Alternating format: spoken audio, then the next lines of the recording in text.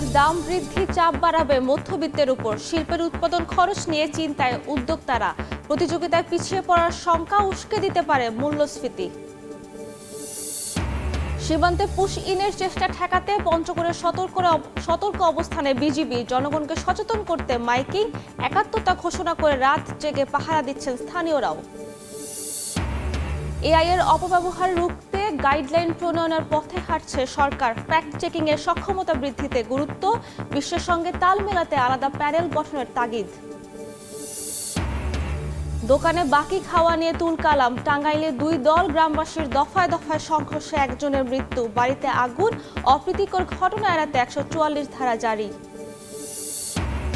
এবং যুদ্ধবন্ধে খসড়া চুক্তি নিয়ে তেহরানের প্রশ্ন। ট্রাম্পের বিরুদ্ধে শর্ত চাপিয়ে দেওয়ার অভিযোগ। ইরানের সর্বোচ্চ নেতার সঙ্গে বৈঠকে আপত্তি নেই বললেন মার্কিন প্রেসিডেন্ট।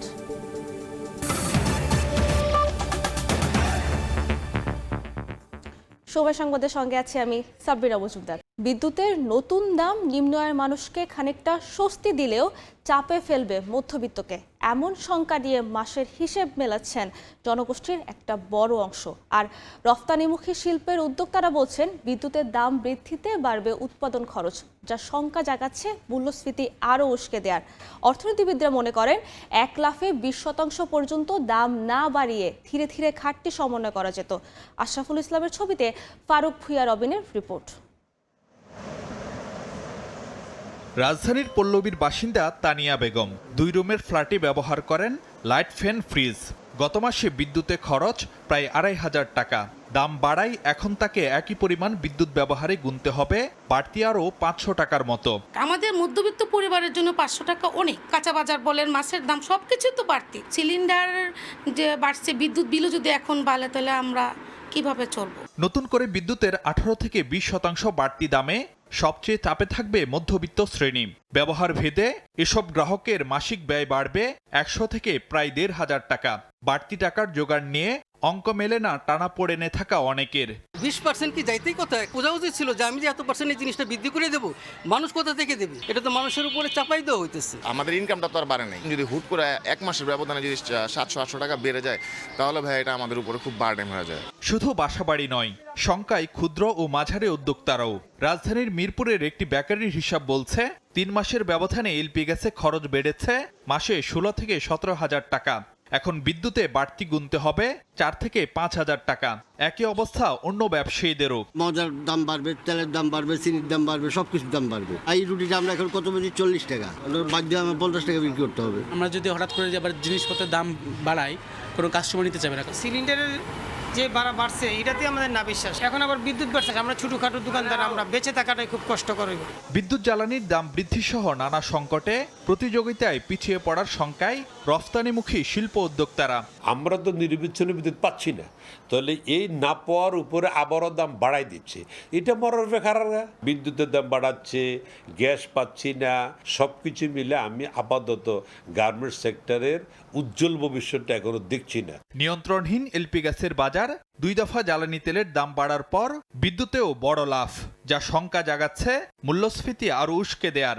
এত দাম বৃদ্ধি এটা অসহনীয় হবে, মানে খুব সাস্টেনেবল হবে না এটা, এবং অর্থনীতিতে চাপ পড়বে, বিশেষ করে গ্রাহক পর্যায়ে সরাসরি বিদ্যুতের বিল এবং একই সঙ্গে যে পণ্যটা উৎপাদন করছে তার দাম বৃদ্ধি, এবং এটা বাড়লে মূল্যস্ফীতি অবশ্যম্ভাবী। এটা 10% পর্যন্ত চলে যায়।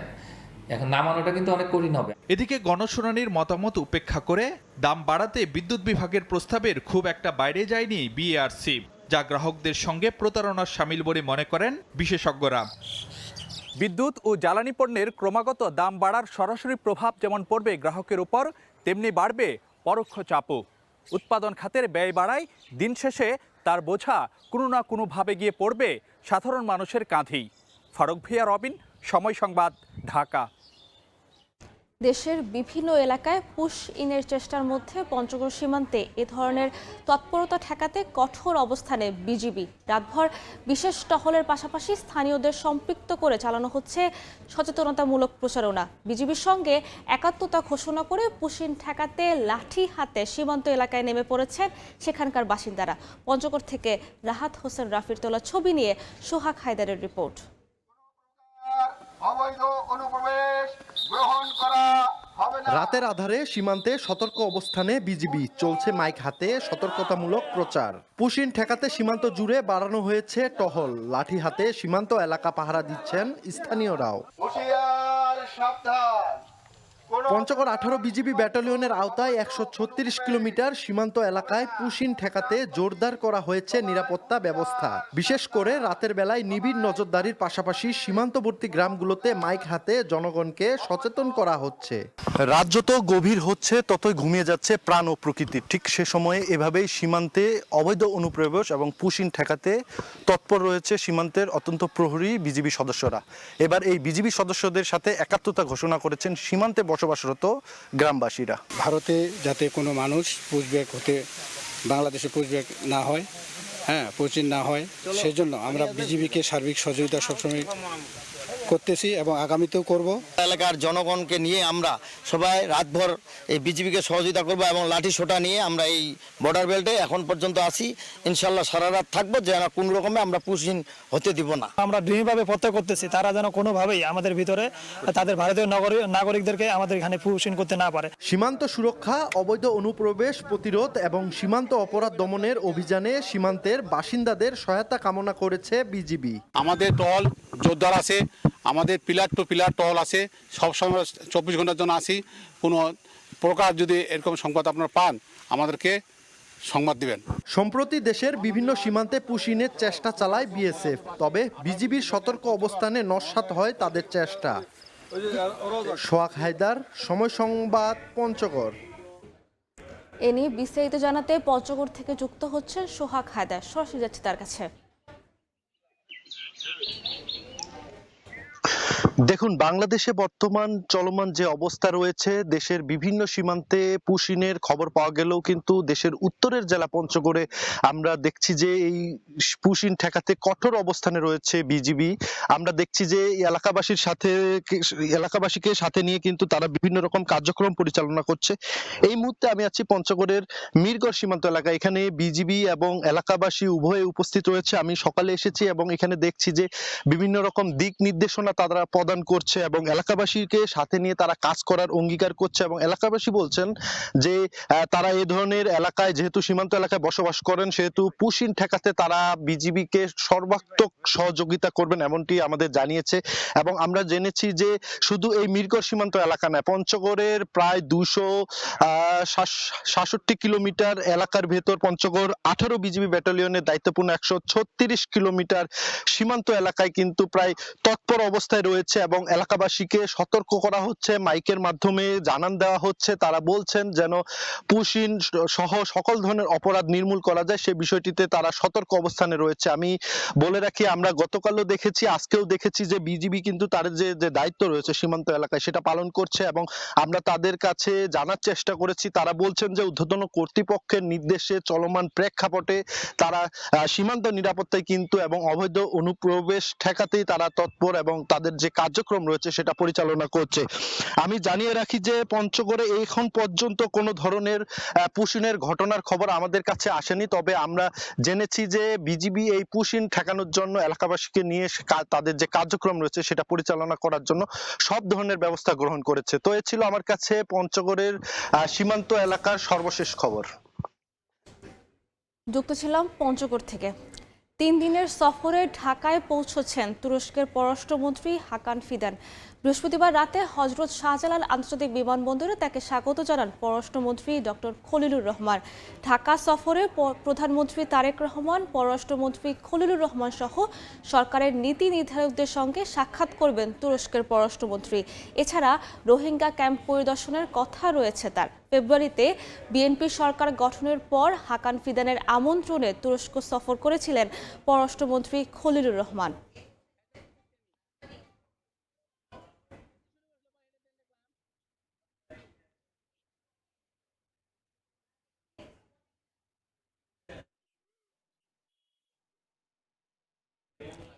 এআই এর অপব্যবহার রুখতে গাইডলাইন প্রণয়নের পথে হাঁটছে সরকার। একই সঙ্গে সঠিক তথ্য পৌঁছে দিতে ফ্যাক্ট চেকিংয়েও সক্ষমতা বৃদ্ধিতে গুরুত্ব দেওয়া হচ্ছে। তথ্য ও সম্প্রচার প্রতিমন্ত্রী বলছেন, শুধু আইন প্রণয়নই নয়, বরং এআই এর সুফল ও কুফল নিয়ে জনগণকে সচেতন করতে কাজ করবে সরকার। গাইডলাইনের পাশাপাশি বিশ্বের সঙ্গে তাল মেলাতে দেশ বিদেশের পেশাজীবীদের সমন্বয়ে আলাদা প্যানেল করার তাগিদ বিশেষজ্ঞদের। হাসান ওয়ালির রিপোর্ট। প্রযুক্তির উৎকর্ষতায় কৃত্রিম বুদ্ধিমত্তা বা এআই এখন নিত্যদিনের বাস্তবতা। উন্নত বিশ্ব শিক্ষা, চিকিৎসা সহ নানান খাতে এর কার্যকর ব্যবহার করছে। বাংলাদেশেও কিছু কিছু জায়গায় কৃত্রিম বুদ্ধিমত্তার সফল ব্যবহার হচ্ছে। পাশাপাশি কখনো কখনো এটি হয়ে উঠছে গলার কাটা। বিশেষত সামাজিক যোগাযোগ মাধ্যমে এআই এর ব্যবহার নতুন ভীতিকর পরিবেশ তৈরি করছে। ডিসইনফরমেশন, মিসইনফরমেশন, ডিফেক্ট ছবি বা ভিডিওতে সয়লাভ সব জায়গা। প্রতিপক্ষকে ঘায়েল করতে হরহামেশায় ব্যবহার হচ্ছে এই টুল, যা সামাজিক যোগাযোগ মাধ্যম পেরিয়ে ঘোলাটে করছে সামাজিক নিরাপত্তাও। সম্প্রতি ঢাকা বিশ্ববিদ্যালয় সহ কয়েক জায়গায় এআই ছবিকে কেন্দ্র করে সংঘর্ষে জড়িয়েছে ছাত্র সংগঠনগুলোও। এ অবস্থা ভাবাচ্ছে সরকারকেও। যাচ্ছে তাই ব্যবহারের লাগাম টানতে গাইডলাইন করার পথে হাঁটছে সরকার। গাইডলাইন তৈরি করতে পারি, এটা যে করব এই সিদ্ধান্ত এখনো হয়নি, তবে এটা একটা গাইডলাইন তৈরি করা উচিত। এটা কিন্তু বিভিন্ন, শুধু বাংলাদেশে যে সমস্যা তা কিন্তু না, পৃথিবীতে যে এআই এর যে একটা মানুষের উদ্বেগ আছে, এটা কতটুকু আমরা নিরসন করতে পারি আমরা সকলে মিলে। এআই নিয়ে মোটামুটি সব পৃথিবীর সকল দেশে একসাথে কাজ করা উচিত অ্যাজ এ টিম। তথ্য ও সম্প্রচার প্রতিমন্ত্রী বলছেন, শুধু আইন প্রণয়নে নয়, বরং এআই এর সুফল ও কুফল নিয়ে জনগণকে সচেতন করতে কাজ করবে সরকার। বাড়ানো হচ্ছে ফ্যাক্ট চেকিং এর সক্ষমতাও। কারেক্ট ফ্যাক্ট যেটা, সেটার বিস্তারটা আরও বেশি হবে, যে আমাদের ইনফরমেশনটা কি সেটা যখন প্রসারটা বেশি হবে, তখন মিসইনফরমেশন, ডিসইনফরমেশনের প্রচারটা অপেক্ষাকৃত কম হবে। সব কিছু যে আইন করে আপনার সব ঠিক করতে হবে তাও কিন্তু না, এবং আইন করলেই কি সবাই আইন মানছে? কাজেই আমাদেরকে ওইভাবে ট্রেন আপ করতে হবে। প্রতিনিয়ত আপডেট হচ্ছে এআই, ফলে শুধু নীতিমালা নয়, বরং বিশ্বের সঙ্গে তাল মেলাতে বিশেষজ্ঞদের আলাদা প্যানেল করার তাগিদ দ্য এআই কালেকটিভের বাংলাদেশ প্রধানের। এটা এমন একটা প্রযুক্তি যে এত ফাস্ট যাচ্ছে, আজকেরটা কালকে চেঞ্জ হচ্ছে। আপনি একটা গভর্নমেন্টের নীতিমালা করলেন, ওটাই কিন্তু 2 বছর না 2 মাসও ধরে রাখতে পারবেন না।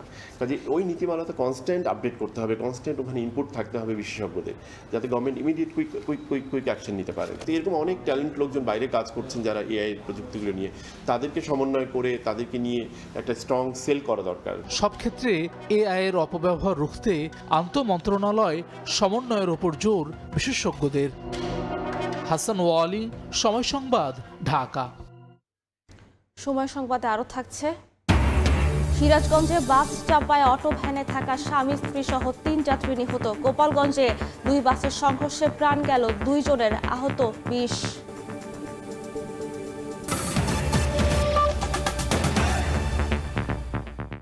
টাঙ্গাইলে 2 গ্রামবাসীর সংঘর্ষে একজনের মৃত্যু হয়েছে। অগ্নিসংযোগ করা হয়েছে একাধিক বাড়িতে। বৃহস্পতিবার সন্ধ্যায় ভুয়াপুরের জগৎপুরা ও গোপালপুরের গোলপ্যাচা গ্রামের মধ্যে সংঘর্ষের ঘটনা ঘটে।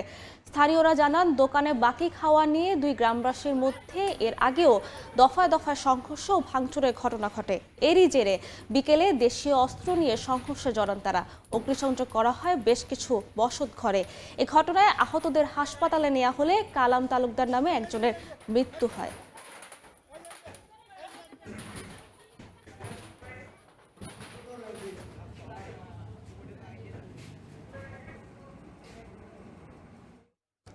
এই মুহূর্তে টাঙ্গাইলের নলিন বাজারে আছেন সহকর্মী কাদির তালুকদার, সরাসরি যাচ্ছে তার কাছে। আধিপত্য বিস্তার এবং পূর্ব শত্রুতার জের ধরে বেশ কয়েকদিন যাবৎ দফায় দফায় সংঘর্ষ। গতকাল তারই সূত্র ধরে গতকাল ভুয়াপুর এবং গোপালপুরের 2টি গ্রামে 2 গ্রামের মধ্যে সংঘর্ষের ঘটনা ঘটে। এই সময় ইতিমধ্যেই একজন নিহত হওয়ার ঘটনা ঘটেছে এবং আমরা জেনেছি যে প্রায় 10 থেকে 15টি বাড়িতে অগ্নিসংযোগের ঘটনা ঘটেছে। গতকাল বিকেল থেকে মূলত এই ঘটনার সূত্রপাত হয়েছে। তার আগে বেশ কয়েকদিন যাবতই পূর্বশত্রুতার জের ধরে এবং আধিপত্য বিস্তারকে কেন্দ্র করে ঘটনার সূত্রপাত হয়। একাধিকবার সংঘর্ষের ঘটনা ঘটে, একে অপরকে আঘাত করার চেষ্টা করে। গতকাল ভুয়াপুরের নলিন বাজার এলাকায় হঠাৎ একটি দোকানে বাকি নেওয়াকে কেন্দ্র করে আবার সেই ঘটনা মাথাচাড়া দিয়ে ওঠে। এই সময় দোকানদার একজনকে আঘাত করলে প্রতিপক্ষের যে লোকজন আছে তারা আবার পাল্টা আঘাত করার জন্য লোকজন সহকারে তারা অবস্থান এবং দুটি গ্রামে রক্তক্ষয়ী সংঘর্ষের অবস্থান ঘটে।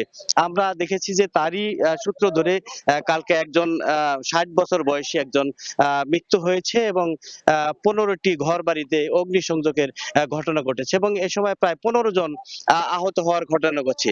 পরবর্তীতে যারা এলাকাবাসী রয়েছে তারা মাইকিং করে তারা এই সহিংসতার ডাক দেয় এবং সেই সহিংসতাকে কেন্দ্র করে গতকাল পুলিশ প্রশাসন এবং আইন শৃঙ্খলা বাহিনী যারা রয়েছেন, জেলা প্রশাসন যারা রয়েছেন, তারা ভুয়াপুর উপজেলা এবং গোপালপুর উপজেলার ইউনো তারা যৌথভাবেই তারা এই নলিন বাজার এলাকায় 144 ধারা জারি করে। কিন্তু স্থানীয় যারা রয়েছেন, যারা দুই গ্রামবাসী রয়েছেন, যারা বিবাদমান পরিস্থিতিতে যারা রয়েছেন, তারা কিন্তু এখন পর্যন্ত সেই উত্তপ্ত পরিস্থিতি বিরাজ করছে এবং এই যে 144 ধারা যে জারি রয়েছে সেটিকেও তারা ভঙ্গ করে তারা কিন্তু অবস্থান করছে এবং আজকেও বেশ কয়েকটি জায়গায় অগ্নিসংযোগের ঘটনা ঘটেছে বলে আমরা জানতে পেরেছি। এই ছিল আমার কাছ থেকে টাঙ্গাইলে দুই গ্রামবাসী সংঘর্ষের ঘটনার বিস্তারিত। যুক্ত ছিলাম টাঙ্গাইল থেকে। দেখছেন সময় সংবাদ, সঙ্গেই থাকুন। রাজবাড়ীর দৌলতদিয়ার 7 নম্বর ফেরিঘাটে পন্টুন থেকে পদ্মা নদীতে পড়ে গেছে এসবি পরিবহনের যাত্রীবাহী বাস। এই মুহূর্তে ঘটনাস্থলে আছেন সহকর্মী আশিকুর রহমান, সরাসরি চলে যাচ্ছে তার কাছে। কুষ্টিয়া থেকে ছেড়ে আসা এসবি পরিবহনের একটি যাত্রীবাহী বাস ঠিক সকাল 9:30টার সময় এই দৌলতদিয়ার 7 নম্বর ফেরিঘাটে আসে এবং বাসটি ফেরিতে উঠে যায়। ফেরিতে ওঠার পর ফেরির যে একটি কপাট আছে, অর্থাৎ ফেরি থেকে ডালা যেটিকে বলে, সেই ডালা ভেঙে বাসটি নিয়ন্ত্রণ হারিয়ে পদ্মা নদীতে পড়ে যায়। আমরা এখন আপনাদেরকে দেখাচ্ছি ক্যামেরার সাহায্যে। এই মুহূর্তে বাসটি পদ্মা নদীর একেবারে নিচে চলে গেছে। আপনারা হয়তো জানেন গত 25শে মার্চ একই ঘটনা ঘটেছিল দৌলতদিয়ার 3 নম্বর ফেরিঘাটে। এই 2.5 মাস পর এসে আবারও সেই একই দুর্ঘটনার পুনরাবৃত্তি এই 7 নম্বর ফেরিঘাটে ঘটল। আপনারা দেখতে পাচ্ছেন আমি এই মুহূর্তে আছি এই বাসের যে পন্টুন 7 নম্বর ফেরিঘাটের যে পন্টুন থেকে আমরা ফেরির দিকে ওঠার চেষ্টা করছি এবং এই যে ফেরি, এই ফেরিটির নাম করবি। এই করবি ফেরিতে উঠেছিল, ফেরিতে উঠেও গিয়েছিল এসবি পরিবহনের বাসটি এবং বাসটি ফেরিতে ওঠার পরই ফেরির যে ডালা, সেই ডালাটি ভেঙে বাসটি একেবারে পদ্মা নদীতে ডুবে যায়। আমরা স্থানীয়দের সঙ্গে কথা বলে এবং প্রশাসনের সঙ্গে কথা বলে যেটি জেনেছি যে এই যে বাসটি, এই বাসটি থেকে যাত্রীরা নেমে গিয়েছিল, অর্থাৎ গত ঈদের পরে যে দুর্ঘটনা ঘটেছিল সেই দুর্ঘটনার পর এখানে কর্তৃপক্ষ নিয়ম করেছিল যে যাত্রীরা বাস থেকে নামবে এবং যাত্রী ছাড়াই বাস ফেরিতে উঠবে। তো যাত্রীরা বাস থেকে নেমে গিয়েছিল। বাসটিতে শুধুমাত্র চালক এবং চালকের সহকারী ছিল বলে এখানে যারা স্থানীয়রা প্রত্যক্ষদর্শীরা রয়েছেন তারা আমাদেরকে জানিয়েছেন। আপনারা দেখতে পাচ্ছেন এই যে ঠিক জায়গাটি, এই যে ফেরির যে ডালা, এইখানে যে ডালাটি, এই ডালাটি ভেঙে যায়। এই ডালাটি ভেঙে আপনারা দেখতে পাচ্ছেন ক্যামেরার সাহায্যে, এই ডালাটি ভেঙে বাসটি ঠিক এই জায়গায় পড়ে যায়। এখনো পর্যন্ত বাসটি কি এই জায়গাটিতে আছে নাকি দূরে চলে গেছে সেই বিষয়টি নিশ্চিত করে বলা যাচ্ছে না। এখানে ফায়ার সার্ভিস, পুলিশ, র্যাব সদস্যরা কাজ করছেন, তবে এখনো পর্যন্ত ফায়ার সার্ভিসের ডুবুরি ইউনিটের সদস্যরা এখানে এসে পৌঁছায়নি, যেহেতু ঘটনা কিছুক্ষণ আগের, অর্থাৎ 9:30টার সময়কার ঘটনা। ফায়ার সার্ভিসের ডুবুরি ইউনিটের সদস্যদের এখানে পৌঁছাতে কিছুটা সময় লাগবে। আর উদ্ধারকারী জাহাজ হামজাও আমরা এখনো পর্যন্ত দেখতে পাচ্ছি না, অর্থাৎ উদ্ধার তৎপরতা এখনো পর্যন্ত শুরু হয়নি। আমরা দেখছি এখানে গোয়ালন্দের উপজেলা নির্বাহী কর্মকর্তা, সহকারী কমিশনার ভূমি, বিআইডব্লিউটিসি দৌলতদিয়া ঘাট শাখার ব্যবস্থাপক এবং ফায়ার সার্ভিস, পুলিশ, র্যাব সদস্যরা এখানে এসেছেন। তবে উদ্ধার তৎপরতা বা উদ্ধার কার্যক্রম এখনো পর্যন্ত শুরু করা যায়নি। আমি আবারও একটু জানাই, সকাল 9:30টার দিকে এসবি পরিবহনের নন এসি যাত্রীবাহী বাসটি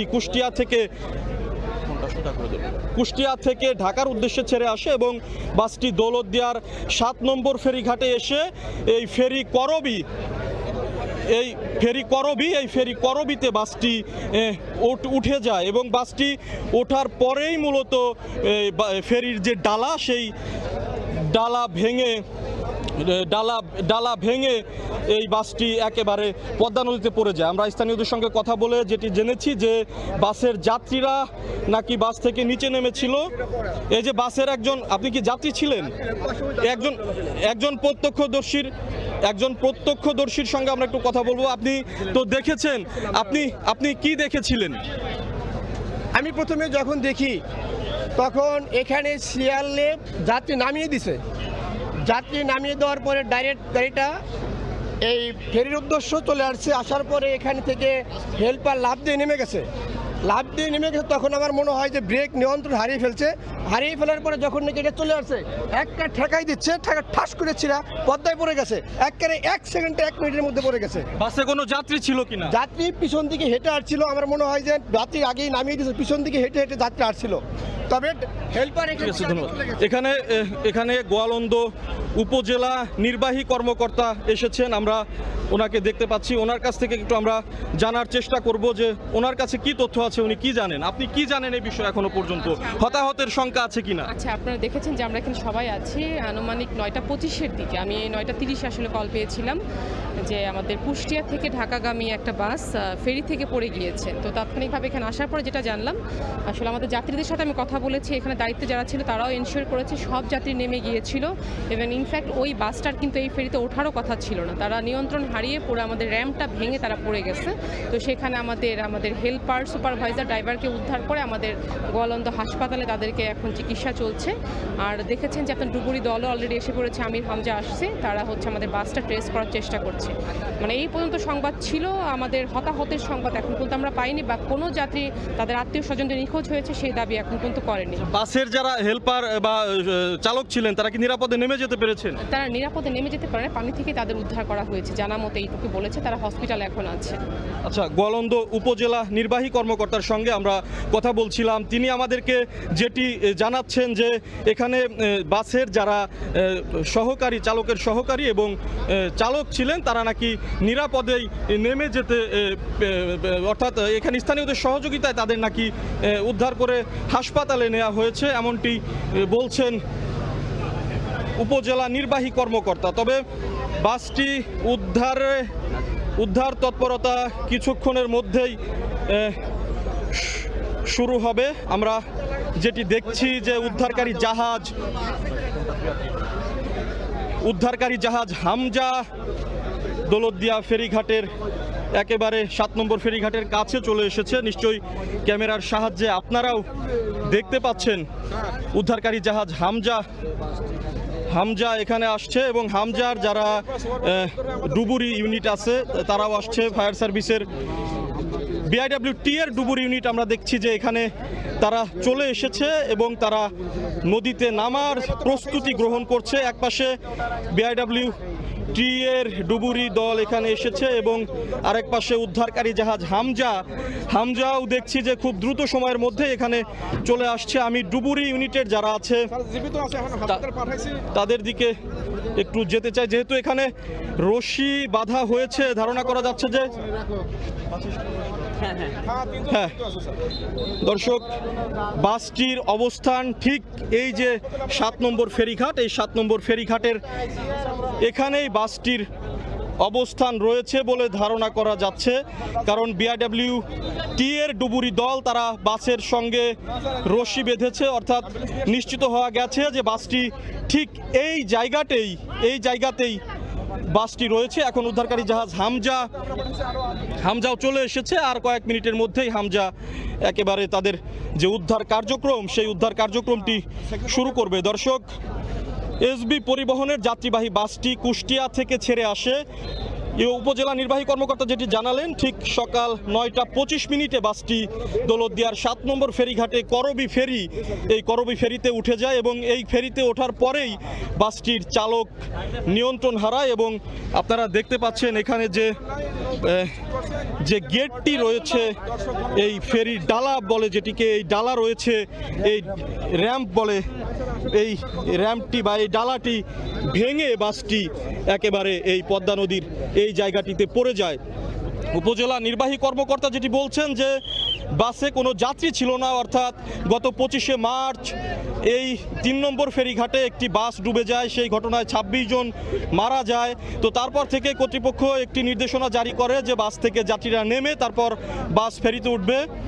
সেই অনুযায়ী বাসটিতে কোনো যাত্রী ছিল না বলে উপজেলা নির্বাহী কর্মকর্তা আমাদেরকে জানিয়েছেন, এবং চালকের সহযোগী যারা ছিলেন তাদেরকেও স্থানীয়দের সহযোগিতায় উদ্ধার করে হাসপাতালে পাঠানো হয়েছে বলে আমরা এখানে জানতে পেরেছি। আমরা একটু প্রত্যক্ষদর্শী বাসের যাত্রী কাউকে পাওয়া যায় কিনা আমরা একটু দেখার চেষ্টা করছি। এখনো পর্যন্ত এখানে আমরা আছি, কোনো যাত্রী বা স্বজনের আহাজারি আমরা দেখতে পাচ্ছি না, অর্থাৎ কারো স্বজন নিখোঁজ আছে বা নদীতে ডুবে গেছে এমন কোনো বিষয় এখানে আমরা এখনো পর্যন্ত দেখতে পাচ্ছি না। যেমনটি আমরা দেখেছিলাম গত 25শে মার্চ 3 নম্বর ফেরিঘাটে বাস ডুবিতে এই নদীর পাড়ে একটি হৃদয় বিদারক দৃশ্য তৈরি হয়েছিল, স্বজনদের আহাজারি ছিল, কিন্তু এই ঘটনায় আমরা সেই বিষয়টি দেখতে পাচ্ছি না। হয়তো যাত্রীদের মালামাল থেকে থাকতে পারে বাসের মধ্যে, কিন্তু উপজেলা নির্বাহী কর্মকর্তা এবং স্থানীয়রা যেটি বলছেন বাসের মধ্যে কোনো যাত্রী না থাকার সম্ভাবনাই বেশি। স্থানীয়রা কেউ বলছেন বাসের চালক ও হেল্পার বাসের মধ্যে ছিলেন, তবে উপজেলা নির্বাহী কর্মকর্তা বলছেন যে না, চালক হেল্পারকেও স্থানীয়দের সহযোগিতায় উদ্ধার করে নিরাপদে সরিয়ে নেওয়া হয়েছে। আমি এই মুহূর্তে আছি দৌলতদিয়ার 7 নম্বর ফেরিঘাটে, এই করবি ফেরির উপরে আমি আছি। এই ফেরির ঘাটের ঠিক উঠে দাঁড়ানোর পরই বাসটি এই যে এই ফেরির যে ডালা বলা হয়ে থাকে সেই ডালাটি ভেঙে একেবারে নদীতে পড়ে যায়। এই যে একের পর এক এই যে দুর্ঘটনা এই দৌলতদিয়া পাটুরিয়া নৌরুটে ঘটছে, এই ঘটনায় কর্তৃপক্ষের উদাসীনতাকে দায়ী করছে এই স্থানীয়রা। কারণ আপনারা এর আগেও দেখেছেন যে ঠিক একইভাবে এই একটি বাস ডুবে যায়, 26 জনের প্রাণহানির ঘটনা ঘটে। সেই বাসটি পন্টুন থেকে পড়ে গিয়েছিল, পন্টুনের কোনো নিরাপত্তা ব্যবস্থা ছিল না। আমরা দেখেছি যে নামে মাত্র পন্টুনে কিছু রেলিং দেওয়া হয়েছে, নিরাপত্তা ব্যবস্থা মানে লোক দেখানো বা আইওয়াশের মতো বলা চলে, যে নিরাপত্তা ব্যবস্থা খুব বেশি একটা কার্যকরী না। সেই একই ঘটনার পুনরাবৃত্তি ঘটলো, একই রকমই ঘটনা। এখানে একটি ফেরির যে ডালা, এই ডালা ভেঙে বাসটি একেবারে নদীতে ডুবে যায়। তো এই ডালার যে নিরাপত্তা থাকার কথা, কেমন নিরাপত্তা ছিল এখানে, এই বিষয়টি নিয়ে এখানে যারা যাত্রীরা এবং যারা স্থানীয়রা আছে তারা প্রশ্ন তুলেছেন যে একটি ফেরি, সেই ফেরির ডালা ভেঙে একটি বাস নদীতে ডুবে যাবে, এই বিষয়টি নিয়ে স্থানীয়রা ক্ষোভ প্রকাশ করেছেন। আপনারা দেখতে পাচ্ছেন উদ্ধারকারী জাহাজ হামজা এরই মধ্যে এখানে চলে এসেছে। বিআইডব্লিউটি এর যারা ডুবুরি ইউনিট আছে, ফায়ার সার্ভিসের ডুবুরি ইউনিট আছে, তারা সমন্বিতভাবে কাজ করছেন। তারা উদ্ধার কার্যক্রম বলা চলে যে এরই মধ্যে শুরু হয়ে গেছে। একটি বিষয় বলে রাখি, আমরা দেখেছিলাম দৌলতদিয়ার 3 নম্বর ফেরিঘাটে সেই ভয়াবহ বাস দুর্ঘটনা, সেই দুর্ঘটনার পর একটু দীর্ঘ সময় লেগেছিল উদ্ধারকারী জাহাজ হামজা আসতে, তবে আজকে দেখা যাচ্ছে যে খুব দ্রুত সময়ের মধ্যেই হামজা দৌলতদিয়ার 7 নম্বর ফেরিঘাটে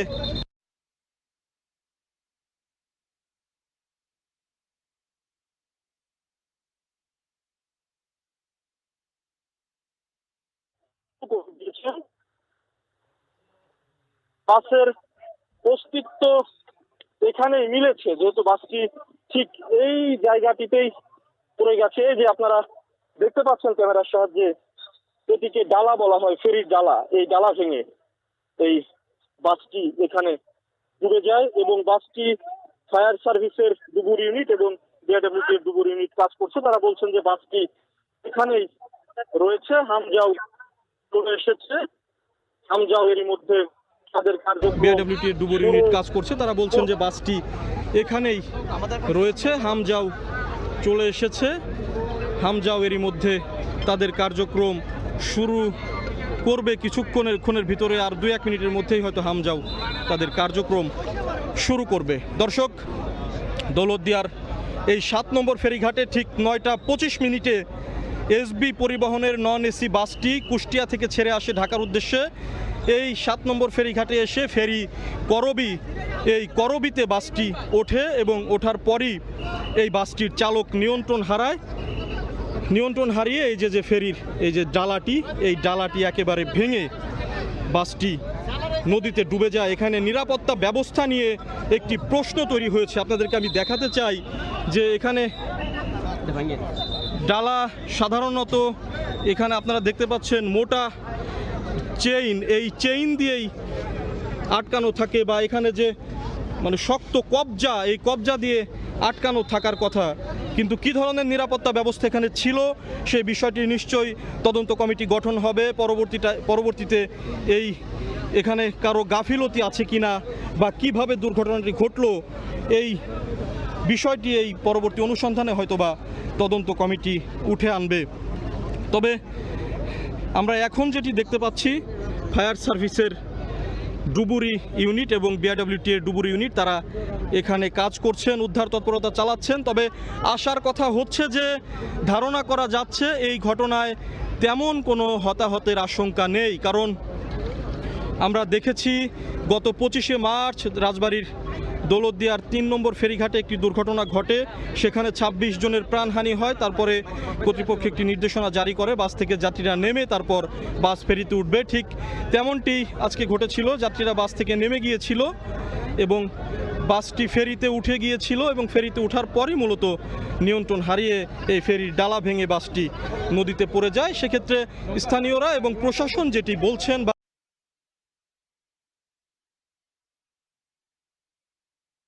আমরা এখানে দেখতে পাচ্ছি, এখনো পর্যন্ত আমরা এই 7 নম্বর ফেরিঘাটেই অবস্থান করছি। যাত্রীদের কোন স্বজনদের আমরা দেখতে পাচ্ছি না, কারো আহাজারি দেখতে পাচ্ছি না। কেউ দাবি করছে না যে তাদের স্বজনরা এখানে, কেউ দাবি করছে না যে তাদের স্বজনরা এখানে। দর্শক, কোন স্বজনদের আমরা দেখতে পাচ্ছি না। তারা দাবি করছে না যে তাদের স্বজনরা নদীতে ডুবে গেছে বা কোনো হতাহত আছে, সেই বিষয়টি আমরা এখনো পর্যন্ত দেখতে পাচ্ছি না। উদ্ধার তৎপরতা চলছে। এর মধ্যে উদ্ধারকারী জাহাজ হামজা, ফায়ার সার্ভিসের ডুবুরি ইউনিট, বিআরডব্লিউটি এর ডুবুরি ইউনিট, নৌবাহিনীর কোস্টগার্ডের সদস্যরা আমরা এর মধ্যে দেখতে পাচ্ছি এখানে এসে পৌঁছেছে। নৌবাহিনীর কোস্টগার্ডের সদস্যরা আমরা এর মধ্যে দেখতে পাচ্ছি এখানে এসে পৌঁছেছে।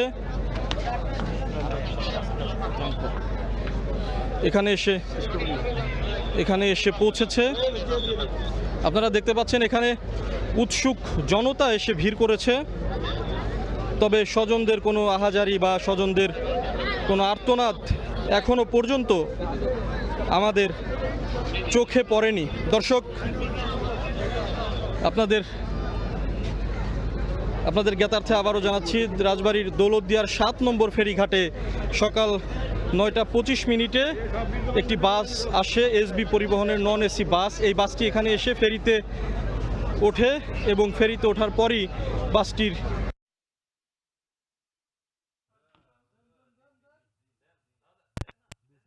কথা বলেছি এবং প্রশাসনের সঙ্গে কথা বলেছি যে এখানে তেমন কোনো হতাহত নেই।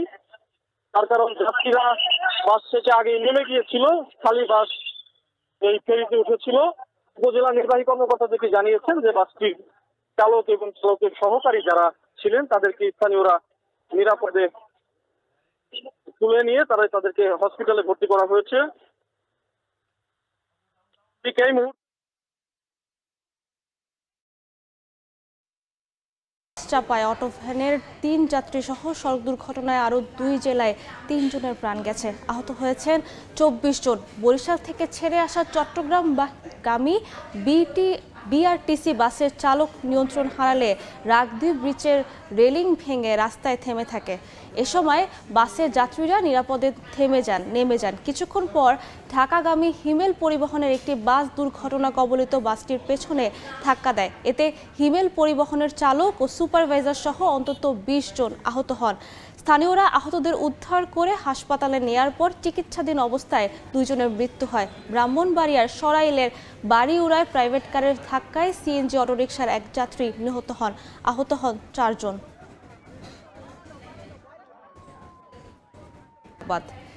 যুদ্ধবন্ধে চলমান আলোচনায় খসড়া চুক্তি নিয়ে নতুন প্রশ্ন তুলেছে ইরান। মার্কিন প্রেসিডেন্ট ডোনাল্ড ট্রাম্প নিজের শর্তগুলো চাপিয়ে দিতে চান বলে অভিযোগ তেহরানের। সামরিকভাবে ব্যর্থ হয়ে শত্রুপক্ষ ইরানের বিরুদ্ধে হাইব্রিড যুদ্ধ চালাচ্ছে বলে মন্তব্য করেছেন দেশটির সর্বোচ্চ নেতা মোস্তফা খামেনি। তার অভিযোগ, জনগণের মধ্যে বিভ্রান্ত তৈরি করা এবং সরকারের উপর চাপ সৃষ্টি করাই ওয়াশিংটনের মূল কৌশল। বিশ্বকাপের রোমাঞ্চ ছুঁয়ে যাচ্ছে গোটা বাংলাদেশকে। গ্রেটেস্ট শো অন আর্থ ঘিরে নানা আয়োজন করছেন ফুটবল প্রেমীরা। রাজধানীর টিকাতুলিতে দেয়ালচিত্রে ফুটিয়ে তোলা হয়েছে মেসি, নেইমার, পেলে, ম্যারাডোনাদের স্মরণীয় সব মুহূর্ত, যে জায়গাটিকে সবাই ডাকেন ফিফা গলি নামে। ফুটবল পায়ে ড্রিবলিং আর আর্জেন্টিনা ব্রাজিল ভক্তদের খুনসুটিতে রীতিমতো উৎসবের আমেজ ভাইরালে ফিফা গলিতে।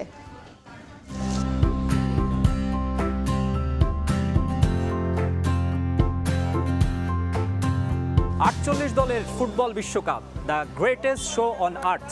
সারা বিশ্বের মতো উন্মাদনা বাংলাদেশেও। প্রিয় দলের জার্সি, পতাকা সংগ্রহের পাশাপাশি চলছে নানা আয়োজন। দর্শক, আজ আপনাদের নিয়ে এসেছি ফিফা গলিতে। রাজধানীর টিকাটুলির কেএন দাস লেনের এই কজন তরুণ ফুটবল খেলাটাকে অসম্ভব ভালোবাসে। বিশ্বকাপের মৌসুমে সে ভালোবাসার বহিঃপ্রকাশ হয় আরও বেশি রংতুলির কোমল স্পর্শে ফুটবল বিশ্বের তারকাদের বিভিন্ন মুহূর্ত আর মুখভঙ্গি ফুটিয়ে তোলার প্রয়াস। দেয়ালটাই যেন ওদের ক্যানভাস।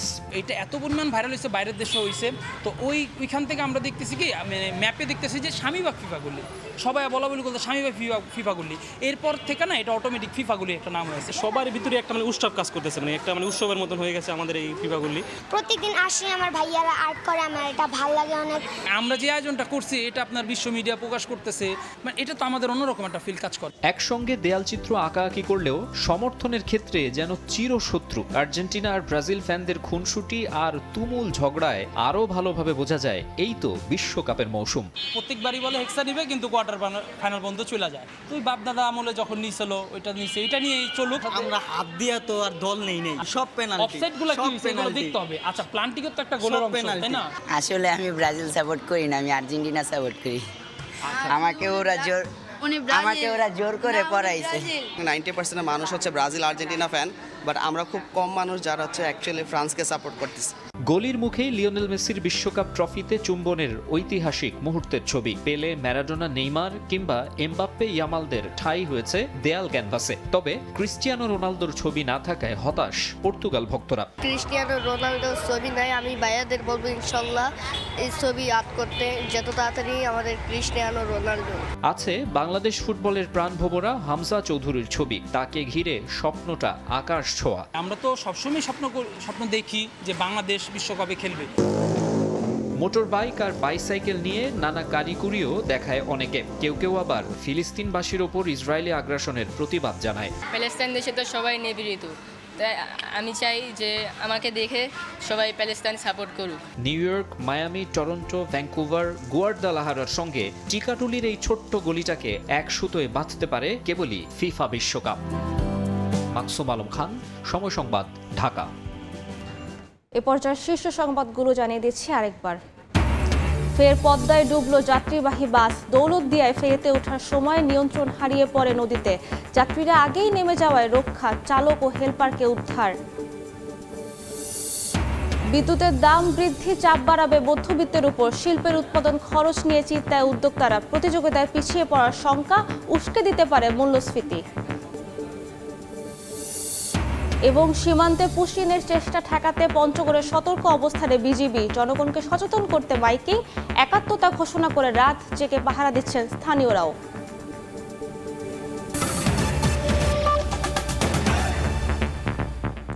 এ ছিল সকাল 10টার সময় সংবাদে। এরপর এ সময় বাণিজ্য নিয়ে আসছে কিছুক্ষণ পর। সঙ্গে থাকুন সময়ের।